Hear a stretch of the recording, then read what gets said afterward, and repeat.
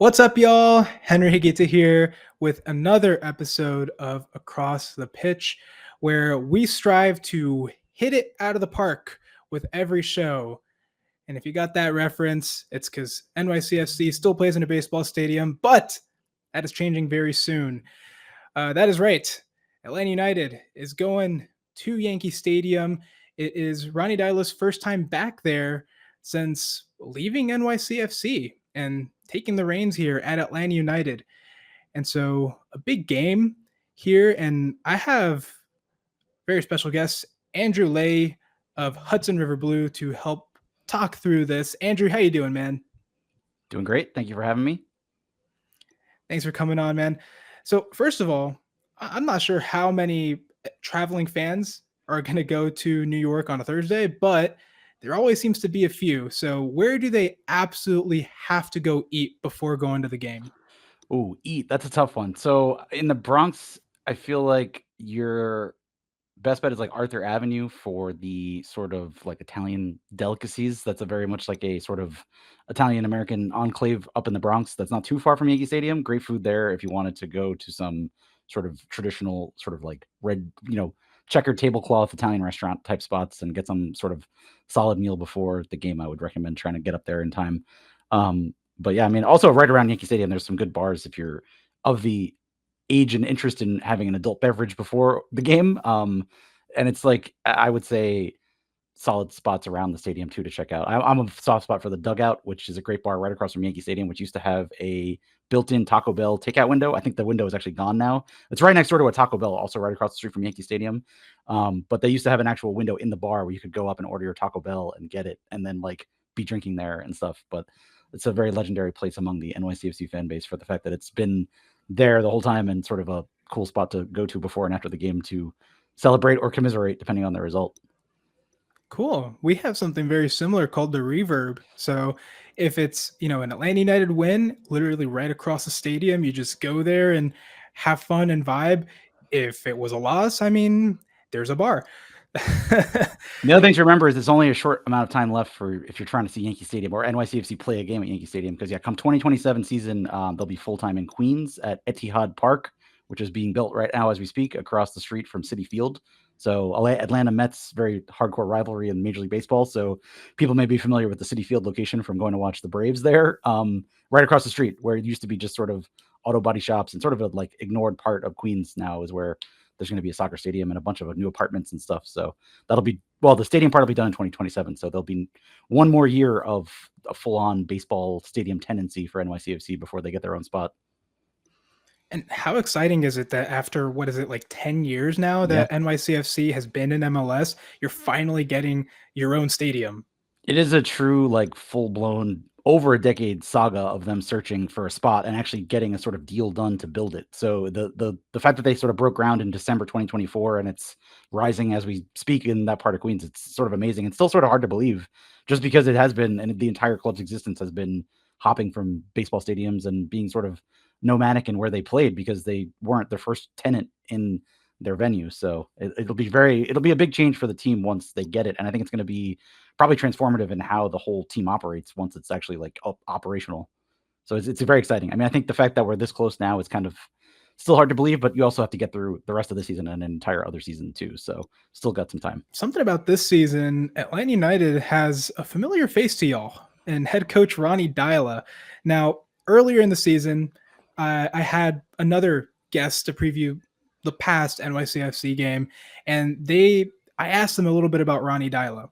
And I think as the season has gone on, we've experienced a little bit of, questioning kind of his methods a little bit.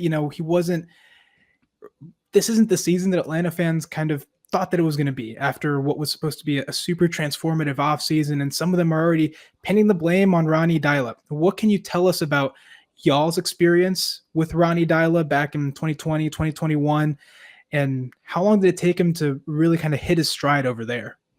Well, it's very funny to hear that because 2021, when NYCFC won MLS Cup, right around August, September, the team was in a terrible run of form, and there was a real big swell among NYCFC fans to get rid of Ronnie Dyla and start over at the head coaching position. And the team stuck it out. They had a great run of results, actually starting with a draw in Atlanta against Atlanta United. Gudi Torarensen free kick in like added extra time in the second half. Stole a point for NYCFC in 2021. Sprungboard. That was like the springboard for them to go on the run that they went on to win MLS Cup.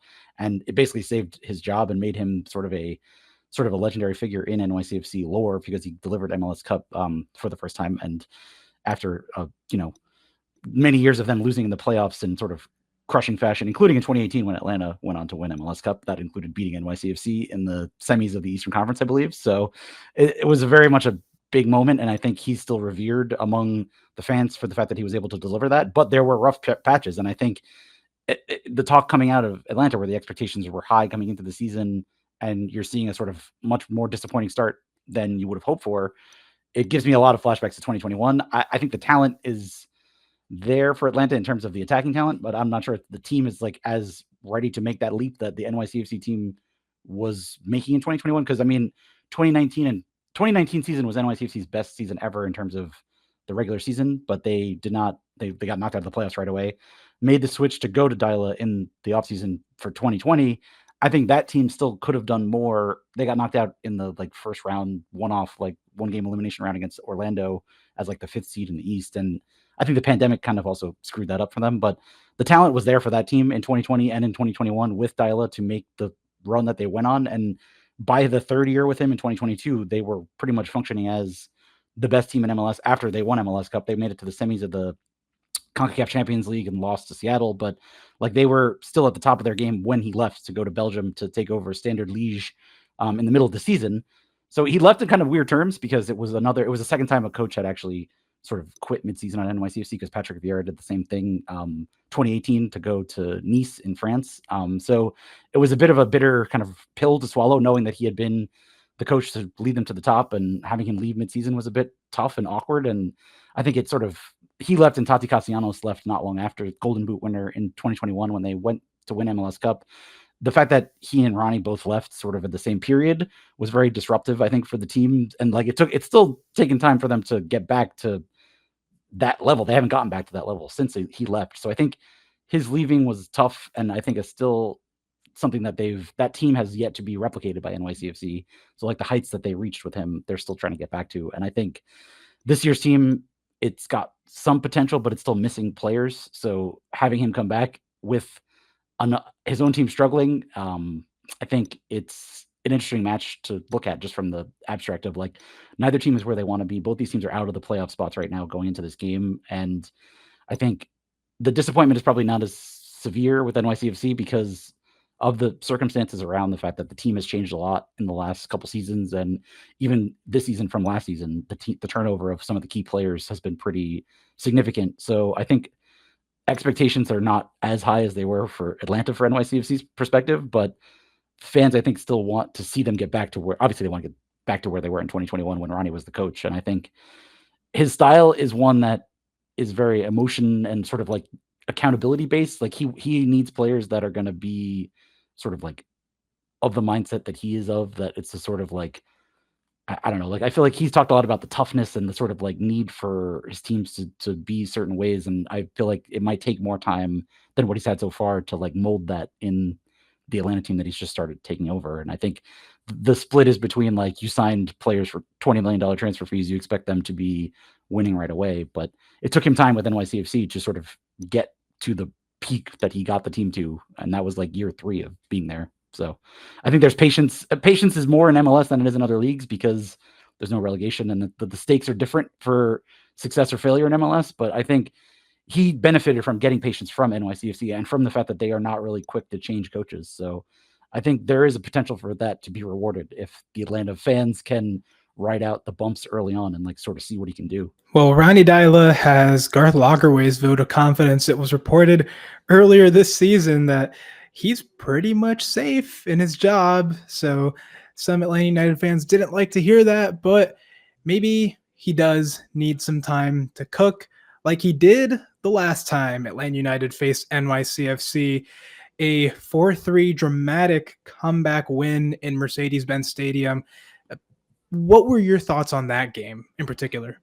One of the worst results for NYCFC so far this year because they were in such a good position to win or at very worst draw and just sort of fell apart after I think they were up 3-1 and or something like that. It was a 4-3 result in the end, right? Atlanta won 4-3 or 5-3, I think, but a game that they should have won and had sort of in the bag to some extent.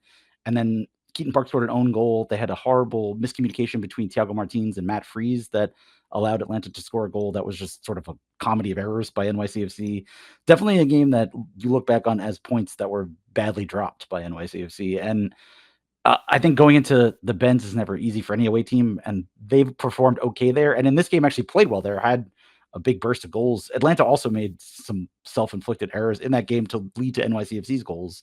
It was sort of a hot mess of a game where neither team really wanted to win clearly or played well enough to actually win. Atlanta just got the goals that they needed. Also, a very ironic result because when Ronnie Dyla got hired at NYCFC, one of his most famous quotes was that he'd always rather win 4-3 than 1-0. And I think this was like the rare time that it actually like worked out that way for one of his teams because it was just sort of a chaos game that ended up that way in his favor. So it felt kind of right to that extent. And also I thought that was going to be the moment where Atlanta sort of just like took off as like, oh, we got this big win coming from behind and whatever. But I mean, NYCFC and Atlanta both have just sort of been up and down and not actually stayed consistent with any of their positive runs of form that they've had. Yeah, and let's talk about that. We're here about more than 2 months since that game. Atlanta is, I believe, in 13th as we're talking in the East. NYCFC is 10th in the East, 25 points, 7-6-4 record. What's been going on for NYCFC since we last met? They reeled off a ton of sort of games where it was really one goal decided the result with like a lot of 1-0s, a lot like in either direction. Either they won 1-0 or lost 1-0. And I think goal scoring has been tough for them outside of Alonso Martinez, their leading scorer striker with 8 goals. He's been the sort of star of the offense since last season when he had a breakout year and scored 16 goals in the league. So I think they rely heavily on him. And if he's not on his game, if he's missing chances and not as sort of like clinical in front of goal as he usually is, then they have a hard time scoring. They sold Santiago Rodriguez right day of the first game of the season, February of this season, and he was their second leading scorer a season ago, and they have not really replaced his production at all. They didn't sign another sort of number 10 attacking midfielder to replace him. They've instead relied on 38-year-old Maxi Morales, who this is his 9th season with NYCFC. He's been playing for a very long time, and he has started every single game so far this season, despite being 38, despite being less than 2 years removed from ACL reconstruction. Wow. And he's answered the call. Like he's been fit, he's played, but he's only had 2 goal contributions. He had an assist on the first day of the season against Miami on the road, and then he scored a goal in the win over the Red Bulls that they had maybe like May 17th. So of 3 weeks ago at this point. And those are his only goals or assists this season. And despite playing every game. So Pascal Janssen, the new head coach this season, has leaned on him quite heavily, hoping that he can sort of replicate the magic that we saw when he was one of the top assist makers in MLS for the peak of his career in the sort of 2018, 2019, 2020s, early 2020s. He's still sort of a great passer. He has great sort of passing metrics in terms of like completed passes into the penalty area, passes into the final third, all these kind of things that are sort of making the NYCFC attack click, but he's not getting the final pass that he used to make. And their whole attacking setup is sort of still reliant on him and having that sort of passing, breaking down a defense approach. And it hasn't really worked as well this year. Their attack has not been as impressive. I think it's taken a bit of a step back from a season ago. A lot of it is probably because they didn't replace Santi and he was sort of able to make goals happen on his own, which they don't really have that kind of player anymore who can kind of dribble through a defense or actually do kind of a one-on-one take on, break somebody down kind of setup. They rely a lot on just sort of like attacking moments and hitting people on the counter when they can be opportunistic. And it hasn't been as effective. I think the style of play hasn't really changed under the new coach. Like they still want to have the ball. They still want to basically methodically build through possession and work sort of up the flanks with their fullbacks pressing high sometimes, or when they have healthy and available fullbacks. So it's like, I think the way they play isn't very different, but it's not been effective. Their defense has been effective. They've relied a lot on Matt Freese in goal, who's not going to be playing against Atlanta, to he was one of the top goalkeepers in MLS last season. I think he's been close to that level again this year. And he's with the U.S. men's national team, started their friendly against Turkey last weekend. Hopefully will be playing potentially in the Gold Cup, which starts soon. So he won't be around, but they've relied a lot on him and their defense to basically keep them in games where they've been able to scrape close wins, 1-goal wins, or draws. And I feel like they've never really had a sort of they haven't been sort of beaten badly by teams. They've always kind of been in games. They've always sort of been right with their opponents, but they've managed to beat or draw against the top teams in the East. So they've had their best results against the teams above them in the table, and they've struggled badly with the teams that have been below them. So like the ratio, the difference between their points that they've gained from the teams that are sort of like teams they're supposed to beat versus the teams that they're not maybe supposed to beat, it's like the opposite of what you would expect kind of thing. So I don't know if it's they're playing down to their opponents as much as they're sort of they've somehow managed to pull out better results against tougher opponents and have just left points on the board against teams that they would think that they'd have an advantage on. Yeah. That seems like a point in common that Atlanta has, because they tend to also kind of show up in these big games. I mean, we saw them an 8-game winless streak, and we're talking teams that really weren't in great form. They faced a New England side that hadn't scored a game in a goal in open play, and you couldn't score against them. You faced a Dallas side that was still kind of mid-table, and you drew them at home. And a Chicago side that, even though Greg Berhalter has certainly improved them, they're still not, I wouldn't call a huge contender. Then you come home and you play 2 games against Cincinnati and Orlando, 2 of the top teams in the East, and Atlanta pulls out wins against them. And it was kind of the same last season too. It's bizarre. And I don't know what's going on, but I mean, well, do you take the points wherever you get them, right? It's true. Yeah. I mean, especially when you're not in the playoff spots where you would want to be like that. It doesn't matter who you're beating if you're getting a win at that point. Remember, guys, we have our main show at 7 p.m. presented by ATL Burns, where we are going to have some hot takes with some hot wings. Oh boy. Watch along at Sababas on Thursday. Live show starting at 6 p.m. before the game. As always, be sure to check out scarvesandspikes.com for news, opinions, features, all sorts of articles that we have going up there about Atlanta United and soccer in the Atlanta area. We got Club World Cup coming soon, literally this weekend. Check out our shop for some awesome merch. I don't have any of it on, but I do have my hat. And if you haven't already, be sure to join the Patreon for $1.17 a month. You get access to exclusive interviews, content like our Unfiltered series, and so much more, including our Discord, where we talk about Atlanta United and many other things. So make sure you don't miss out on that. Let's get into this game. It seems like there's going to be quite a few absences from both sides, but let's focus a little bit on the guys that NYCFC is going to be missing. A lot of big names. You already talked about Matt Freese, and you mentioned Alonso Martinez, leading goal scorer for the team. Just tell me a little bit about what NYCFC is going to be missing from these 5 guys that we have right here. Yeah, I mean, you're talking about, I would say, the most important players at the very top and the very front and the very back of the formation. So their striker, who has basically been the one-man scoring machine, is with Costa Rica. I think they had a World Cup qualifier. They're in the World Cup qualifiers first, and then they play the Gold Cup. So he's not going to be back until probably maybe June 28th when they play at Montreal at best. Matt Freese, similar situation where he's going to be with the U.S. during the Gold Cup, and they're playing, Switzerland and Turkey in their friendlies. So he's been, like I said earlier, just like one of the best shot stoppers in the league. And he earned his call up basically by having such a breakout season last year with NYCFC. He had gotten called up in January too. That was like his first taste of the senior USMNT, and now he's finally getting to play, which is great. And then, 2 very important central midfielders who have Aiden O'Neill, actually, Australia qualified for the World Cup today with him starting in the midfield. So he's away with Australia. I mean, their game was today, but that's like, he has to fly super far from Saudi Arabia to come back after being done with that. So not expecting him to be in the lineup on Thursday. And Jonathan Shore was with the U.S. under-19s for friendlies that they were playing, I think, in Spain. So another guy who both those guys have been starting pretty regularly in the central midfield alongside Keaton Parks and Andres Perea and sometimes Justin Hack. That's sort of been the mix of midfielders. Aiden O'Neill is the most recent signing. They signed him on deadline day for the MLS primary transfer window from Standard Liège, actually, in Belgium, same team that Ronnie Deila once coached, although they did not overlap at Standard Liège in Belgium. And he's been pretty impressive since coming. He's the first Australian player the team ever signed. And he's a pretty good, like, sort of, I think, number 8 midfielder, sort of box-to-box guy that has stepped in and done a pretty solid job in the first handful of games that he's played. So he'll be missed. Micha Ilinic is also, I would say, like, he and Tavon Gray have alternated as starting right backs for the last 3 seasons. Ilinic is with Slovenia's under 21s. They're in the under 21 Euros. So, like, the European Championships for the under 21s, I guess that starts this weekend, I think.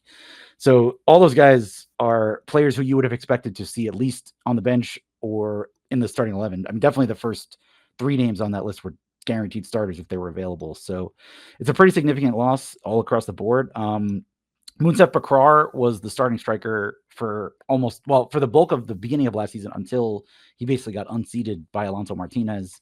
He'll probably be the one that replaces him at the striker spot, and he's had a really hard time scoring goals. I mean, he's played many minutes and made a lot of appearances for NYCFC without many goals to his name as a striker. So that's going to be one where I think that's where they're going to really be. The bigger question for me of all the absences is how will they get goals? And I mean, Atlanta has conceded goals. The NYCFC scored 3 against them in the game that they played earlier this season. You would think this would be an opportunity at home to have some attacking joy, but you're missing a very important person at the top of that sort of attack that you have. So that's my big question mark for this game, is just how will they handle not having him around, Alonso Martinez. I think he is extremely good at just being in the right place to score. He can make his own shot happen. He can sort of link up with teammates and sort of passing sequences. He can kind of do all the things you need to do out of a striker, even though he doesn't have the sort of like big commanding physical presence that you would think of like as a like leading striker. Like, he's not either super fast. He is fast, but he's not sort of the, like, I think of Latte Loth as a very fast striker. Like, it's not something like that. He's not the big sort of like Benteke imposing presence either. But he's just sort of an all around solid like number 9 who was not signed as a number 9. Signed him as a winger. They thought that he was going to be sort of like a depth player that they could use at right wing or left wing, and he ended up sort of taking the job as striker and running with it last year and hasn't looked back. So that'll be the big miss, I think, for them. I think Tomas Romero is going to be the keeper. He's the backup goalkeeper for Matt Freese. He played once this season in the U.S. Open Cup where they lost to Pittsburgh of the USL Championship. But it wasn't like they lost because of him. It was a 1-0 result that wasn't really his fault. And I think he's had MLS experience with Toronto, I think most recently, was where he played last, and he's been sort of like a career backup. So this is the kind of guy that he's sort of tailor-made to be the fill-in for this kind of game. So those two, but they'll be the biggest missing pieces for this game. But I think I would be more worried about NYCFC's ability to score than the defense, just because most of their regular defenders are still available, even though Freeze is not. It's interesting because Atlanta United, I was at their training session, and it was actually kind of bizarre because there were only 9 first-teamers training. Everyone else is either injured or on international break. There's like 5 guys on the injury list already. Edwin Mascara and Josh Cohen both got added this morning. And then 12 guys that are on international duty, including, Miguel Almiron, Emmanuel Latelat, Jay Fortune, who definitely will not be in this game because he will be with Trinidad for their Gold Cup run. And then, some of the guys that I mentioned, we're talking about a game that's in 2 days' time. It's a quick turnaround. And Ronnie Dyla kind of had some trouble saying, like, well, we plan on having most of these guys in New York, but we'll figure out how to manage the minutes from there, because it's tough. So I see that y'all are going to be missing some interesting players. I'm not sure how many minutes our players, even if they are available from international break, how much they're going to get. And even so, like, how effective they're going to be. You know what I'm saying? Because we're talking about fixture congestion. We're talking about travel. Some of these guys are coming from, Europe or South America. This is a very quick turnaround for them. And they haven't been training with the team for the past week and a half. Yeah, it's the real downside of the fact that MLS plays through the international breaks of that this happens. And I mean, think like this month is especially pronounced because a lot of guys get called up for the Gold Cup. I mean, MLS signs players that are with national teams in North America frequently. So it's like sort of one of these things where the Gold Cup is going to happen for pretty much a month, and the league just sort of it works around it a little bit, but not fully, so that that you're just have these games where teams are just scrambling and calling up players from their MLS Next Pro affiliates and doing short-term agreements with guys than just suddenly end up on the bench for one game and then go back to the two squad or whatever. So it's frustrating as somebody if you're trying to go see some player that you want to go see play and they're just gone for these weeks at a time. It's unfortunate, definitely. And it changes the way that you look at these kind of matchups because what we watched in March could look very different just because of the personnel that's available at Yankee Stadium on Thursday. Let's talk about the personnel that is available. Your predicted 11. Walk me through it a little bit and point out some of the key players we have to look out for. Yeah, I think for me, I'm guessing that Justin Hack I have as a defensive midfielder in a sort of double pivot with Keaton Parks. Justin Hack has actually been playing a lot of left center back because of the fact that he ended up being the sort of preferred paired center back with Thiago Martins instead of Burke Risa, who I have at left center back in this game. Burke Risa was actually playing left back, sort of. But the other thing that was happening was that so I have NYCFC in a 4-2-3-1. During games when Hack has been set up as a center back, he's been sort of stepping up into the midfield to turn it into sort of a 3-2-4-1 situation, which has been interesting to see because he had back-to-back games where he had an assist for the first time in his career. Justin Hack playing as a center back, but also stepping up and becoming basically like an extra midfielder. So that was a setup that Pascal Janssen was using previously, but I don't think that they're going to be able to do that for this game just because they don't have midfielders available. The name I left out that could start that's not there is Andres Perea, who we've also seen start in that sort of midfield double pivot with either Jonathan Shore or Keaton Parks. Keaton Parks to me has been NYCFC's like actual MVP this season. He's kind of an underrated defensive midfielder who honestly ended up filling in for James Sands. So James Sands was his partner in the midfield for almost the entirety of last season. Left in January to join St. Pauli in the Bundesliga on loan. He's staying there through the next Bundesliga season too. So Parks sort of took his spot as the number 6 at the base of the midfield, the sort of defensive presence there, and has actually had one of his best seasons while also still being a sort of very important player in terms of how the team plays in possession and how the team sort of moves forward and up the field. So I expect him to be very important to if any success NYCFC is going to have, it's going to rely on Parks being effective in the midfield, controlling the tempo, setting the tempo in the midfield.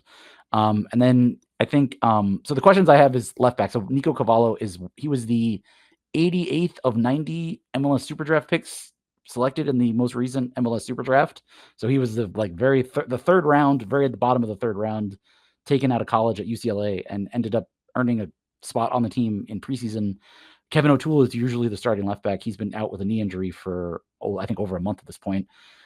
They were playing Burke Risa there. I don't think that Risa will start as a true left back in this game. I think they'll actually have Cavallo start because of the fact that he actually got to start with the next pair of teams, I thought, in preparation for this game. And it kind of makes sense that they would bump Hack into the midfield and have a true left back with Risa and Martins as the center backs. That's my prediction for that. I think the wingers and Maxi Morales are the easiest to predict because of the fact that they've started almost all the games. Hannes Wolf is actually the second leading scorer now behind Alonso Martinez. He scored in Atlanta too in that game back in March. He's actually been consistently one of the team's better, I would say, two-way wingers where he contributes a lot in the pressing moments, in sort of even defending and sort of like when they're not in possession, putting teams under pressure. He's done a really good job of that since he's been here. This is his second season with NYCFC, and I think he's got 6 goals now, and I think that's the same or close to the same number he had all of last season. So he's actually been off to a pretty good start scoring. I would expect him to have a big role in this game. If NYCFC is going to win, Wolf will have to have something positive going on with him, most likely. Julian Fernandez is this sort of hot and cold, very talented winger that has had a decent season. He's also got 3 assists and 2 goals, so 5 goal contributions for him is decent in his 11 starts that he's got this year. 21 years old or 20, I think he's 21 now, but still pretty young. Another sort of highly thought of young player that they signed out of Argentina a couple of years ago that has not really sort of made the leap to being a sort of breakout like star winger in MLS, but he's pretty dangerous. He's had a lot of success in their home games, especially. NYCFC has a lot of disparity of home and away. They tend to score more goals and look more dangerous attacking when they're playing at home. Some would say it's because they're more accustomed to playing on the smaller dimensions because they train regularly on the layout that is, the size of the field at Yankee Stadium. But so I think even without Martinez, Bakrar up top is somebody who I would say I talked about how he struggled a lot to score in the past, but when they're playing well, he gets a lot of opportunities to score. It's just that he's always been sort of cursed in terms of converting those opportunities in front of goal while he's been with NYCFC.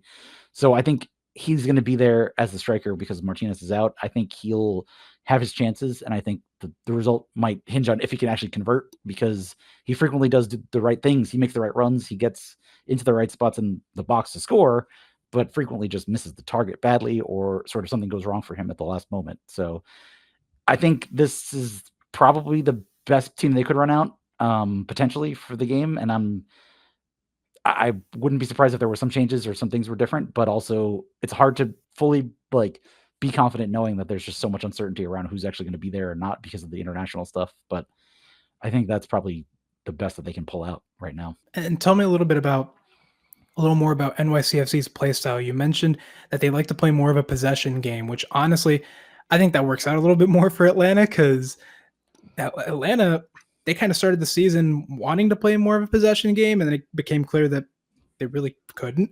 And they've started trending a little bit more to play on the counterattack in recent games. And I think that's where they found a little bit of success. Tell me a little bit about just how exactly NYCFC plays and maybe where Atlanta United could find some advantages in that. Well, I think the counterattack is always important for any game at either Citi Field or Yankee Stadium just because the counters happen in 2 seconds because of the limited size of the pitch. So both teams are gonna probably look for the same opportunities to do that because NYCFC loves to press limited like, pressing from their forwards, like, out of possession and select moments, I think is also a thing that they've added the last couple seasons, starting last year, carrying over to this year, where they expect players like Wolf, players like Bakrar to be the sort of, like, front level of defense almost, where they're immediately harassing the other team when they have the ball. So I think, especially at home and in the home games, they try that more.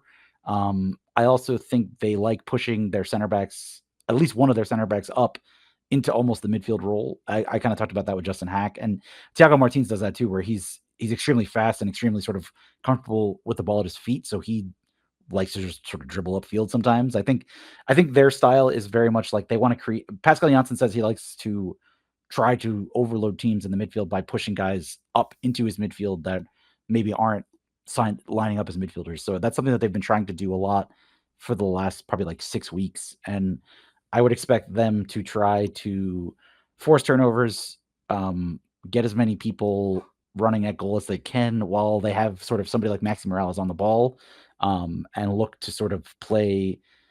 They don't really look to play through the middle. I think they look to get crosses in from the wide areas when they can from players like Wolf or Fernandez. And I would say what happens to them a lot is that they have positive sequences of attacking play where they look like they're going to break a team down and they look like they're actually in control and dominating, but then they frequently just let chances go to waste and get into these moments where they get frustration building and building, and there's sort of a struggle for them to actually find the goal that they need to find and just sort of the finish that they need. So I think with them, the question is always how will they handle converting or not converting their chances, and will they convert enough of them to actually get a result? And I think that has been the biggest inconsistency that they've had this season, of just some games they look like a pretty well-oiled offensive team.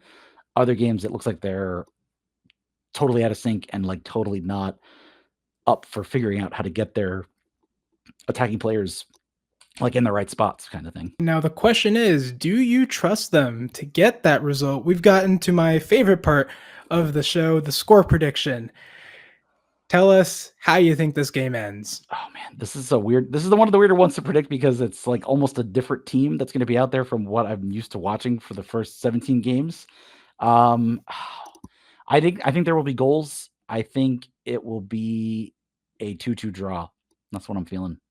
I feel like it's a goal fest, somewhat a minor goal fest because it's going to be replacements. There's going to be miscommunications. There's going to be some confusion out there, and there will be goals scored. So I'm going with nobody walks away the winner and no one's truly happy, but it's also a result that everybody's kind of fine with because both teams are just sort of, to me, this whole match day, the last match day and this match day are just sort of like, we're doing the best we can with limited means because all of our teams are just decimated by players being gone. So I'd walk away with a draw and feel happy about it, and just wait for guys to get back out of international duty and back in the team. Before we get out of here, where can people find you and your work? Yeah, I mean, I'm executive editor of HudsonRiverBlue.com. That's where we cover NYCFC. We cover all soccer in the New York area, basically, except for the Red Bulls. No offense. Well, offense to the Red Bulls. We don't cover the Red Bulls. And we have the Hudson River Blue podcast, which is out every Wednesday. You can find that on all your podcast platforms like Spotify and things like that. And yeah, I mean, that's the main spots where we're at. So if anybody ever wants to know anything about NYCFC or any other soccer story in the New York area, we're the place to come to. All right, that's going to do it for this episode of Across the Pitch. As always, thank you for watching.